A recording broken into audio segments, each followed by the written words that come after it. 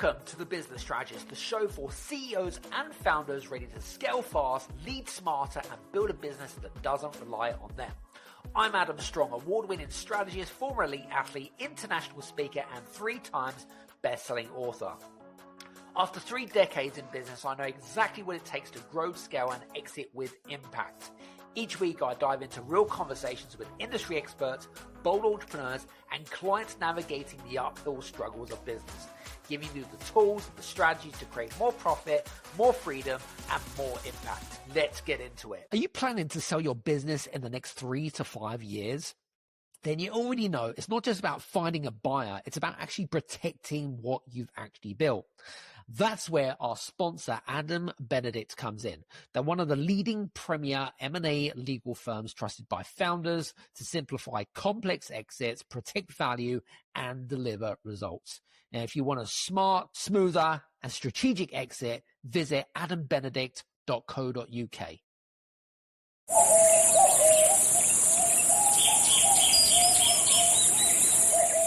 As a chef, I know flavor doesn't begin in the kitchen.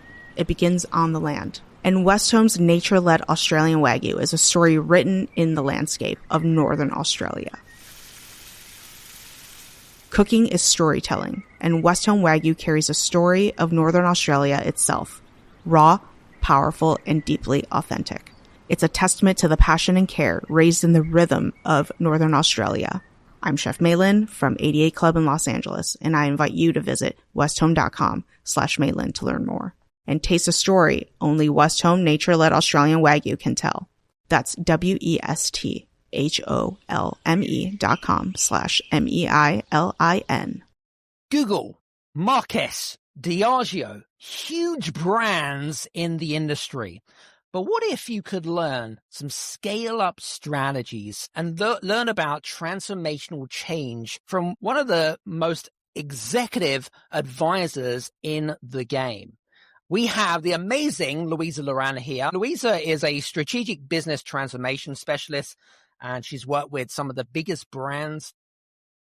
She's got over 20 years of experience, and she's got a great book coming out, which is called Leadership in Motion. And the reason I reached out to Louisa actually is that with her forthcoming book that's coming out, we share a very good friend of ours, Dr. Marshall Goldsmith. Me and Marshall are very good friends. And for you guys that have who are avid listeners of the podcast, Marshall is the #1 executive coach in the world, an absolute godfather when it comes to leadership. And when I saw his endorsement of Louisa's book, I thought, okay, we clearly need to have a conversation here. So what are we going to be covering today with regards to her time in Google, in Maersk, and in Diageo, but more importantly, how you can apply some of the scaling strategies that she has taught in those companies and what she's picked up in terms of common patterns, some of the advantages, some of the disadvantages, just to mention a few. So without further ado, Louisa, welcome to the show. Lovely to be here, Adam. Lovely to have you here as well.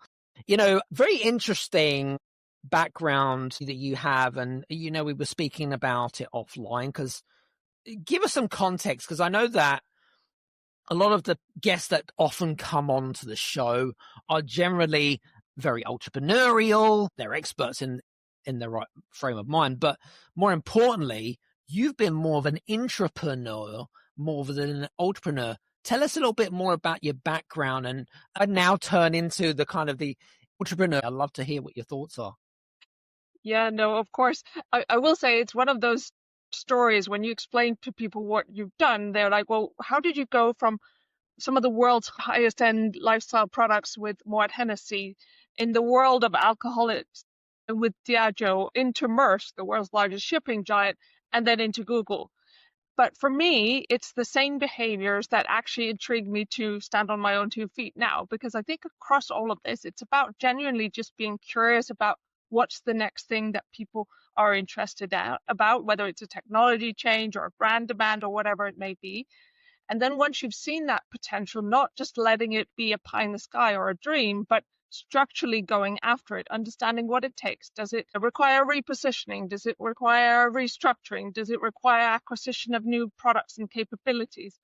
And then probably last but not least, third thing I've done throughout this career is I have seen the power of finding courage and instilling courage within leaders so they can go after it. Throughout all of these decisions, I've chosen what has exposed me to most learnings. But what has meant that I could then move on is that there have been strong leaders who could carry it forward. And I think that's really what I found so interesting of how do you come in, how do you interject, how do you accelerate someone else's journey and then move on. So it did seem natural to me that when you've been in consumer products, when you've been in large operations and you've been in tech, the fourth chapter was not finding a fourth industry or fourth angle. It was actually sharing those insights wider in just a different format. I think what's really interesting here is that I think, again, I'm just thinking out loud for someone that's had such an extensive and successful corporate career. I guess the ideology of, it's interesting what you were saying there, like the fourth pillar for you was teach what you currently learn from your experiences, which I believe is great. But I also believe that 99% of people would probably go and find the next corporate gig. Wouldn't you agree with that? Yeah. And trust me, I have a lot of people there like, when's the next corporate gig? And I said, well, I have no plans for that. I'm not going to say never, but right now I'm deeply committed to sharing those learnings because I'm seeing the value. I am seeing how the things that I learned in huge boardrooms, in huge organizations with huge teams are just as applicable for small businesses. I have seen how the ability to be clear on your current position, the future potential, move into those spaces does not matter whether you are 100,000 or 1,000. In fact, when you are 100,000, chances are once you found it, there's still a lot of confusion within your organization and your partners. So there's definitely some common themes. And then there's also an ability to actually apply it faster, more with more conviction and in a more agile way. I'm not saying that smaller is always better, and we can talk more about that, but there is some purity in that lens. Tell us a little bit about your role within these big corporations, if you want to call it that. What was you drafted in to do, and what was the result that you were trying to create for them? What was the problem they were trying to solve? I think I'm the type of person, if I had a job profile, I would say, fine, that's the floor. I will for sure deliver whatever you put on that piece of paper or document, but I'm not going to see it as walls nor as limitations. I would always come in and say, how do I actually understand where this company has potential to go? And how do I align with the highest decision makers within the company? And then contribute to a wider sense than that. That, of course, has been built up over years of engagements with colleagues. And I remember the first time when I was I was my mid-20s. At that point in time, I was with Diageo. I was responsible for digital and brand engagement for Johnnie Walker, the most profitable brand in the portfolio. And I can say digital at that point in time was like, wow, we were one of the first brands to go on multiple Facebook pages. It's a different world. But nonetheless, the point was I was part of the team. I was a junior member. My boss was a very well-respected brand communication leader, yet from a different generation. So his great thinking, great work was not cutting through with the audiences that we needed to reach. There was a meeting. I sat in the back, typical, like lots of people, important people in the front, smaller people in the back. And our CMO looked over to our brand director and said, you have the most profitable brand. You have 3 months till launch. You've spent a fortune on media. You have no content. What are you going to do? And he had not prepared me for this, but he just looked up and he says, I'm going to give it to Louisa. And I was like, I almost dropped everything I was holding because I was like, what did he just say? But my point with this story was, of course, having let's say, continuously showing that you can do more, still be accountable and responsible for your task, has led me to get many of those chances throughout my career. So it was not about the task I was given. It was the task that I helped contribute to and show that was possible. And I have had many of those throughout my career, great leaders who have shown potential, shown support and backed me in decisions early on. And I think therefore also, so let's say just to elaborate. In Diageo, it was a lot about marketing, innovation, commercial roles. I moved to Maersk, where it was first also marketing, brand insights, sustainability.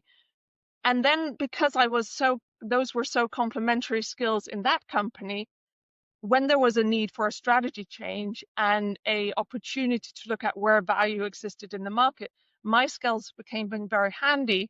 And I suddenly became the person who was part of a core team to rewrite the strategy of this conglomerate that actually serves 20% of the global logistics market. So it was a skill complement that then moved into a role and moved on to wider business development.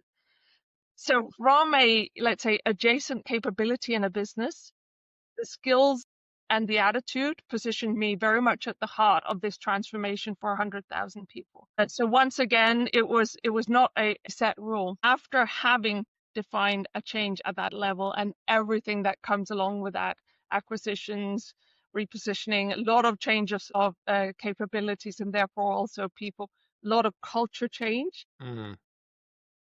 When it was then time for me to move on and I looked to Google, I came into a role doing product solutions, so solutions to solve supply chain problems. But once again, of course, you come in and you learn, you're respectful of the culture, but also the products that you step into, which, as you can imagine, were quite different from what I came from. But with my background, it was not just about building that product or that solution. It was bridging between the traditional industries and the tech developers, which over time, again, led me to lead an industry and ended up doing strategic business transformation across all industries at Google. So I know that was a very long answer, but I think the theme is really that, where you say, okay, I take a task that I know I can bring, but then I take responsibilities from growing from there. And I think this is actually quite similar as what many smaller companies do. They don't sit around and pass over a paper to someone who has another role, because we are all responsible for everyone and everything in small companies. And I think that skill set is valuable whether you are in a big or small company. And I think there are people that, I don't know whether it's laziness or comfort in boundaries, that neglect that when the company gets larger, and there's no reason for. When you went into these large organizations, because it sounds to me as if you kind of went in as a kind of a strategic advisor, right, to try to drive the company forward. That's kind of how I see it as. I might be wrong. Correct me if I'm wrong. But with these large companies, which are highly complex, lots of different components, lots of moving parts to it, where does one start? Do you kind of identify stressors in the business? Do you identify certain improvements that need to be made, and then you kind of go, you aim at that particular area? How does it work? Well, I think that one of the things that's important for me is, of course, as I said, you need to be able to deliver whatever functional capabilities were expected of you coming in as a bare minimum. Sure. However, the transformation and the growth very often for me comes from just understanding, where do you make money today and where do you intend on making money in the future? Right. Interesting question. And I think this, where do you intend on making money in the future? I'm surprised how few people actually spend time on that. They're like, I just need to get through today. Yeah, I understand that. But how do you get to a business where it is actually automatically scalable? Are your users helping you scale? Or is this going to be a transactional business forever? Because if you answer that question of where you're going to make money in the future, then you start to see potential for partnerships. You start to see potential for, let's say, also limitations to your passion. It's more a sense of direction. I like that. That's also where I would start. And of course, if you are in a very traditional business, like when I was with Moët Hennessy, how you're going to make money in the future is you're going to keep it exclusive. That's one of the most important things, right? Whereas if you are in Google, how will you make money in the future? You will get people to use your platform, so you learn from it. Very different answers. Very different answers. It's interesting because, again, I don't think we've ever had a conversation with somebody that talks about, because, I mean, you've worked very closely with people in C-suite, the CEO of these big companies. So they'll be kind of thinking what I call future thinking people. They're very kind of visionary led people, I'm assuming. Not that I have experience in working with corporates, as you can tell, ladies and gents. But I suppose my question is, what, especially for our listeners right now that are kind of more founder-led small businesses, you made a very valid point. And the valid point is they're very much stuck in let's make revenue, very transactional minded. But what you're saying actually is, no. We need to think about, yes, make money in the present, but we need to think about how we make revenue in the future, whether it be through the drive of maybe technology shifts or whatever it is. For those that are kind of struggling to identify those additional revenue streams, what are maybe some of the psychological shifts that we need to overcome? Some people are just kind of living day to days. Some founder-led businesses are running around like headless chickens, and others have got a great team. And again, each business is very different, isn't it? And so many different businesses and so many different parts. What's your thoughts about that? Well, I think you talk about a psychological shift from being small, focused on today, etc. I can guarantee you those psychological shifts are also needed in the big companies. Okay. I've also ran departments that are basically businesses in business, and it's so interesting that like each side thinks that the other one sees it completely different. You don't. So just like when you sit in a big company and you say, okay, what if we were tiny? What would we do? Let's dream a bit. And they're like, oh my God, thank God we got rid of bureaucracy. Then we're going to do this. And then it's like, okay, so if there was that potential, let's flip it the other way. So if I were sitting here with a founder-led smaller company, I would say, okay, well, realistically, not to oversimplify, but just for the exercise, there are three things that really move at scale. It is either if you get masses of people behind you, it is if you have a legislatory support, like space that creates a market for you, or if you have the funding.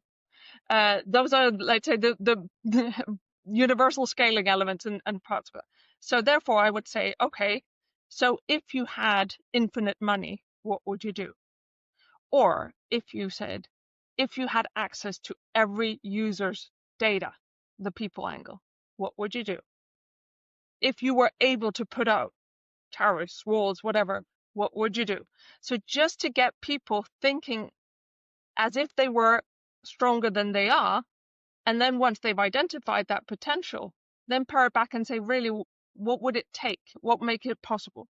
Is it a partner that has either this data or this money or whatever it may be? Because I think one of the things that we find is that founder-led companies, by definition, of course, it's their baby. They've given birth to it. They love it. They are passionate about it.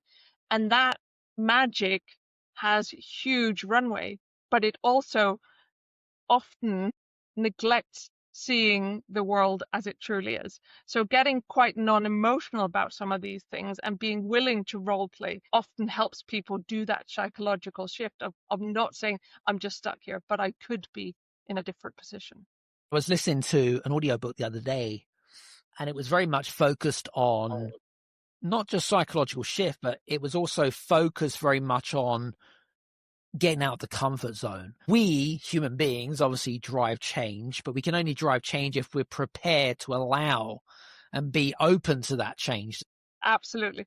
I can tell you, when you're in big companies, people excuse a lot of things with, oh, it's the incumbent's dilemma. We can't risk our revenue.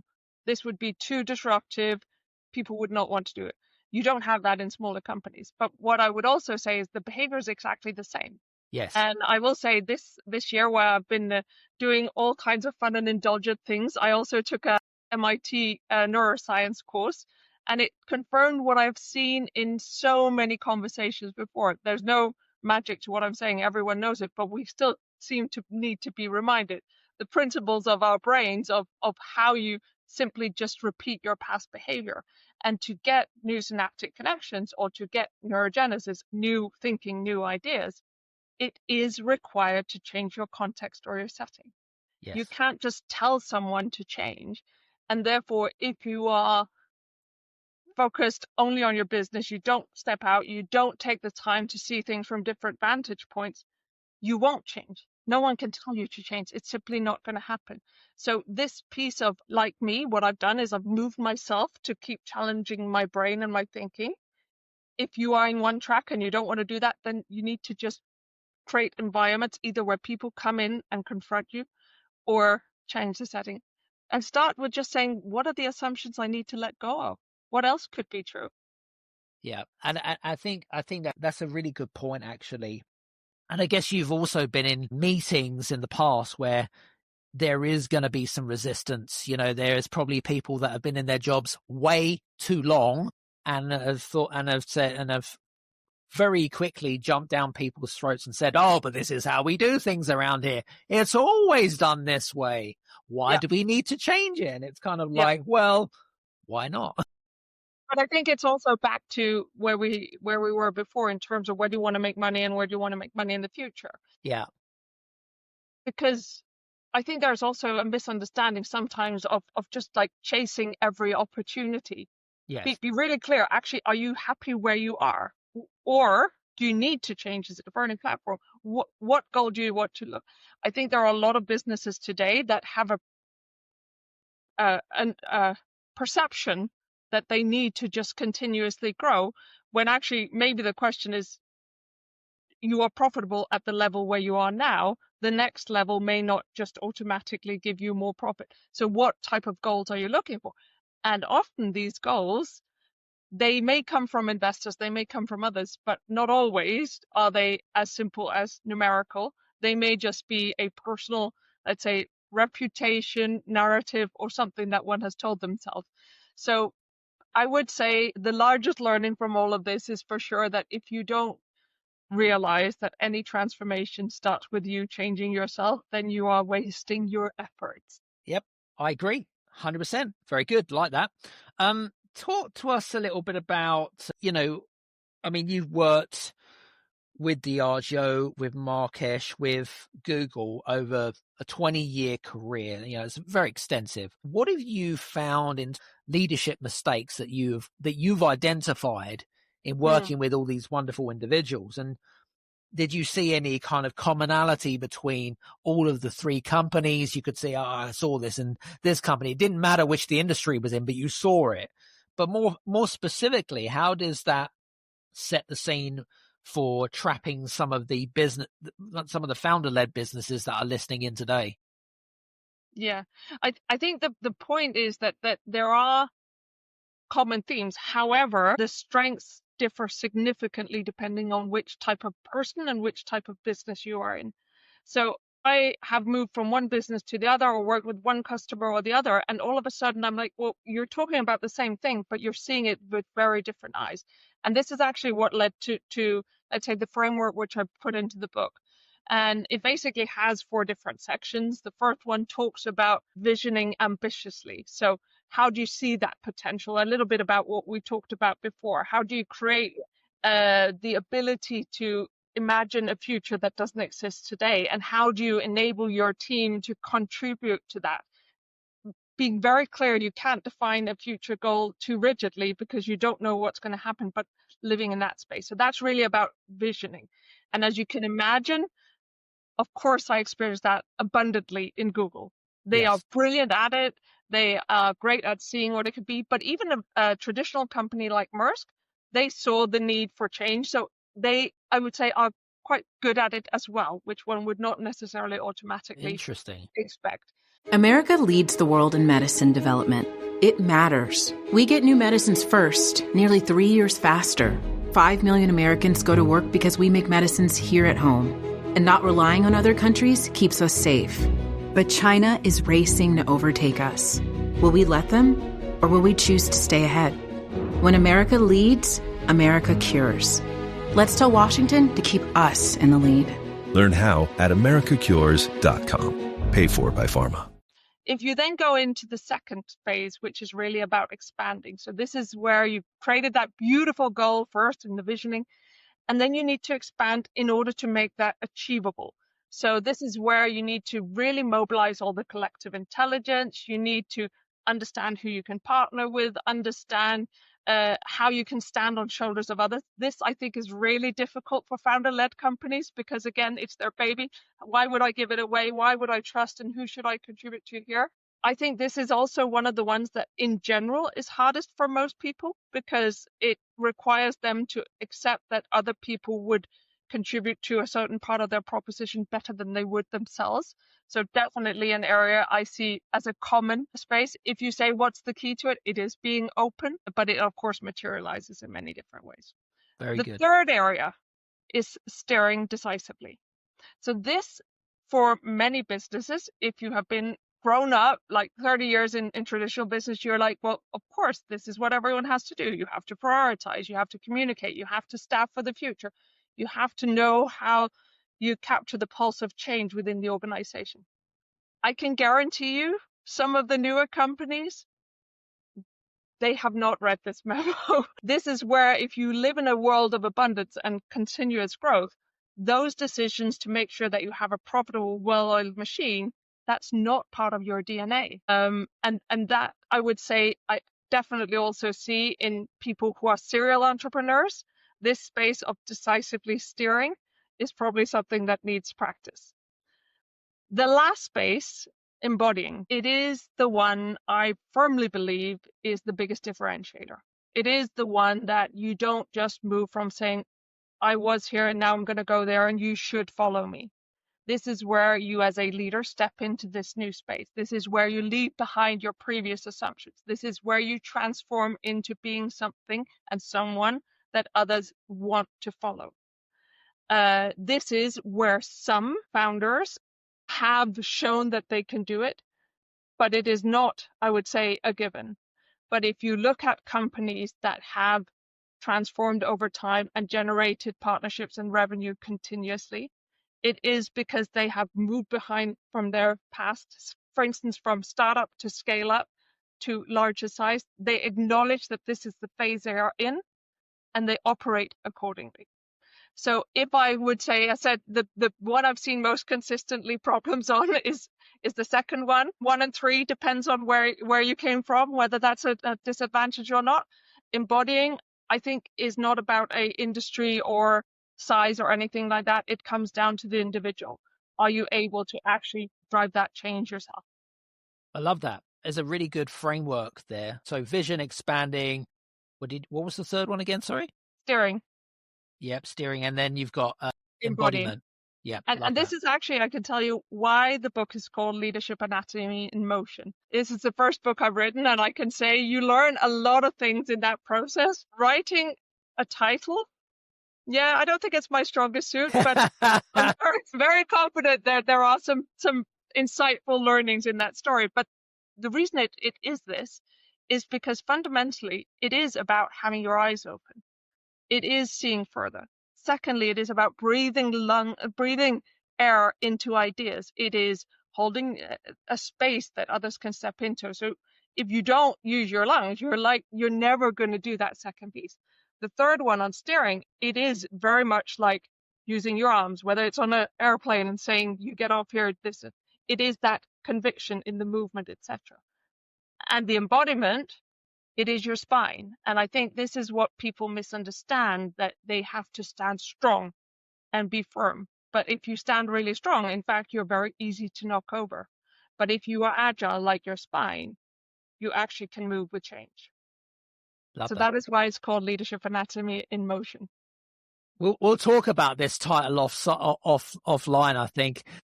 It's a bit of a mouthful, isn't it, ladies and gents? And anyway, but subject to change potentially. Yeah, subject to change potentially.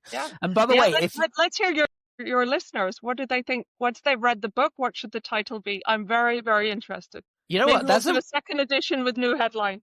That's a really good thought process. For you guys that are listening in, by the way, okay, do me a favor, head over to Amazon, type in Louisa Loran. You'll see her book, read through the synopsis and what it's about. And if you've got some suggestions for Louisa, we're all ears. Because again, this is a book for people like yourself, you know, and if it doesn't resonate, then we need to know. So help us to help Louisa. How does that sound? Good stuff. All right. But listen, I think you've made some really valid points there. You also wrote out 4 essential behaviors. Is that correct? Or is that different from the framework that we talked about? No, those are the behaviors. Well, they are the behaviors. So we've now got that down to a T. That's good. All right. Excellent. So in terms of I'm just thinking, you've got Marrakesh, very traditional business, been around for a very, very long time. You've got Google, very fast moving, very much innovative. It's all about growth. Hold on to the steering wheel and let you speed up type of thing. When you worked with the Diageo, then you went from Marrakesh, then you went to Google, which is a very different business because it's tech and it's fast moving. Mm. Did you start to create in your mind like a pattern or a framework that you thought, okay, well, I'm going to use this framework or I'm going to use this pattern because I've done it for the past, 10, 15 years. Did you then have to shift the way that you adapted when you worked with Google, or did that give you kind of a slightly different insight and challenge with regards to how you executed on a particular strategy role? Yeah, well, I would say I hope I continue to learn every single day in everything I do. That is how my mind works, and I think how we get most out of the potential in the world. That said, I don't think it is a shift from one to the other. It is a continuous iteration of hypotheses. Interesting. I definitely believe that the biggest difference between Maersk and Maersk and Google is the, let's say, structure of decision making. In traditional companies, you have a hierarchy, and even if very empowering businesses where people contribute and are welcome to bid in, it is still that principle of we have a shared direction and everyone leads towards that and everyone contributes towards a traditional hierarchy. You then land in a business like Google, which is so much a platform business. It is built on collective intelligence. It requires everyone to take responsibility themselves and contribute to it. I will say, unfortunately, what happens in that environment is, of course, that some people, they're like, well, this is nice. No one's noticing what I'm doing. I'm just going to do nothing. Or they do things and don't hook it on a larger goal. So that's where I would say some of the scaling learnings actually apply even within a Google, because the collective intelligence surfaces the idea, but it doesn't automatically scale it. So that's where you could say the empowerment that exists in a Google world combined with the direction of a more traditional business, I think is where you get that power of scaling. And it's quite interesting when I talk to some of the companies I advise today, they're like, can you make us Google? And I'm like, well, in theory, we could talk about what it would take to make you Google, but let's talk about which parts are holding back your ability to win at that scale. Yeah. And the other thing I would say is beyond this collective intelligence versus hierarchy, it is also depending on what products you offer into the market, right? Because if you are back to what we said before of focused on scarcity, then one model may serve itself better than the other. So I do think it's not black or white. It is just being very aware that the world is subjectively seen, and the more you can see it from the other side, the more you can also understand your customers, your investor, probably also your competitors. So spending that time seeing it from the other side is always what I would do. What I was going to say actually was different. I mean, you're experiencing working with these big corporates, different cultures, as you can imagine, very different cultures. How does your experience shape your view of what founders must do to keep their culture healthy, if you want to call it that? Because it's very much very important as part of stage 2 of exiting a business, which is all around scaling up. Any thoughts? Yeah, no, I think, again, the culture is just a aggregation of the behaviors within the business, right? So I think the awareness of saying, do we have a culture that we believe is applicable for the next phase, yes or no? If we do, then how do we protect it through a sales process or through bringing in more people, whatever? If you don't, then let's be honest about that. For instance, I will say I once ran a smaller business within one of the larger businesses that I worked for. And I will say we have at times discussed it as a kindergarten with trust funds, because they were like, well, we just want to be a startup. We could just do whatever we want, bring dogs to the office, have whatever food we want. We don't need tables. We don't need rules. We don't need anything. But by the way, we would like you to fund us. And that was, of course, a misunderstanding of saying, well, it is a level of accountability that you have with yourself, with your family who is invested in it, or the external investors, to right size to whatever stage you're at. And I do think that I have seen many smaller businesses who have struggled to keep the pureness of their purpose as they've scaled, because they have not, let's say, they have not operated at that level before, and then either an investor or advisor comes in and changes them. And it feels alien to them, it feels alien to the teams, it feels alien to the investor. Instead of going back and saying, actually, back to the whole spine part, like where should I be agile? Where should I stand firm? And how do I make sure that I'm clear on which are the things that should remain part of my future? Which are the things I should let go of at the next phase? So I would say for the culture, for sure, yes, but just start by with yourself. What type of leader do you want to be for that next phase? You made a very valid point there. And for you guys that are listening in, by the way, I think that's a really good moment to just pause for a second.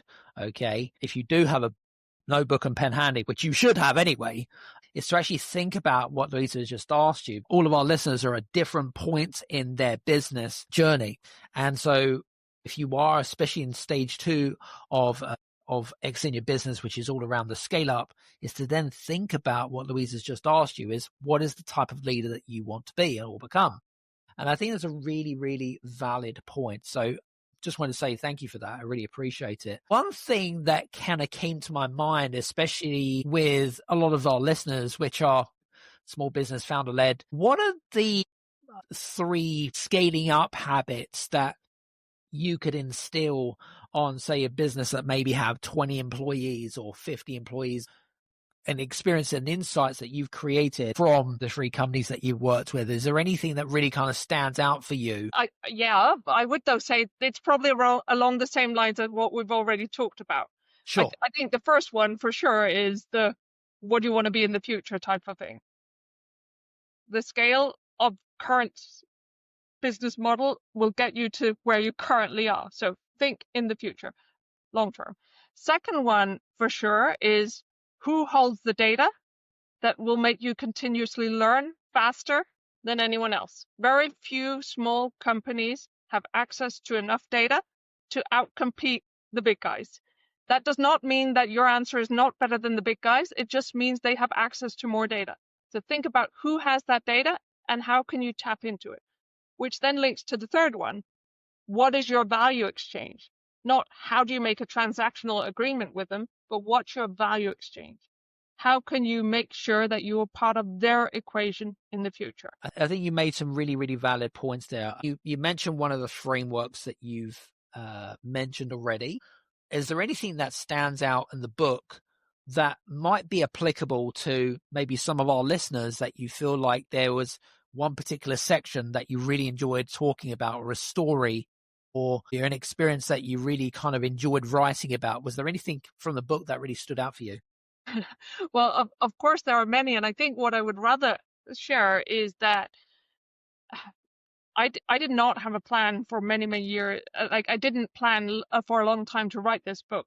I just last year decided, opened a document, and it just came out of me, because I have been super privileged to work with people that have taught me a lot of things. And I've always been curious about why do people do what they do.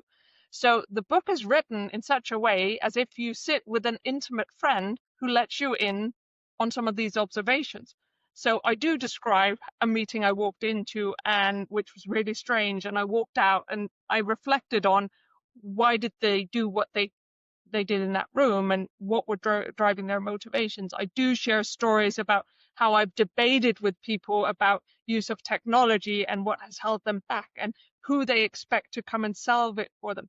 So it's much more about intimate moments that have been shared there. And that's what I I appreciate that the people who read it already, they said it is like that more experienced friend that people have been missing, because we can't all learn everything, but I have been privileged to see a lot of things. And especially if you're in a smaller business, having that person who just shares their experience with you and makes you exposed to more things than you would normally do is what I believe that is happening here. And it's quite interesting. When I was writing it in the early stages, I was debating with my editor the target audience, and we went quite back and forth on this, because everyone said you have to be crystal clear on your target audience. So we actually said we have to appeal to top executives, because some of these fundamentals, they have to change at the top level in order to have the full effect. And as it got written and as we read it, it was like, well, you're a top executive for your life. You make decisions about how you prioritize, whether you are a one-man band, whether you are a 10-man band, or whether you are 100,000. So actually, I have now tested it on people with companies of 3 people and students and the top executive. And it is encouraging to see that it doesn't really matter where you are, you can still learn and benefit from that experience. What is it that you want to become? Well, it's not so much what I want to become, it's what I want to enable. Sure. Firmly believe that a lot of waste is out there. And I do believe that one can achieve significantly stronger outcomes for oneself and one business if you are able to combine some of these elements. And when I say combine, I mean empathy with sharpness. I mean strategic with tactical. People are so one-sided in many ways, and they take on these roles, and that's what they do. I have made very, very difficult decisions throughout my career, but as one of my former bosses, now CEO, always said, he's like, you have the largest heart of anyone at this level, but you can cut through and you can smile at the same time, and it makes people want to follow you. Because this, let's say, This episode is brought to you by Indeed. Stop waiting around for the perfect candidate. Instead, use Indeed sponsored jobs to find the right people with the right skills fast. It's a simple way to make sure your listing is the first candidates see. According to Indeed data, sponsored jobs have 4 times more applicants than non-sponsored jobs. So go build your dream team today with Indeed. Get a $75 sponsored job credit at Indeed.com/podcast. Terms and conditions apply.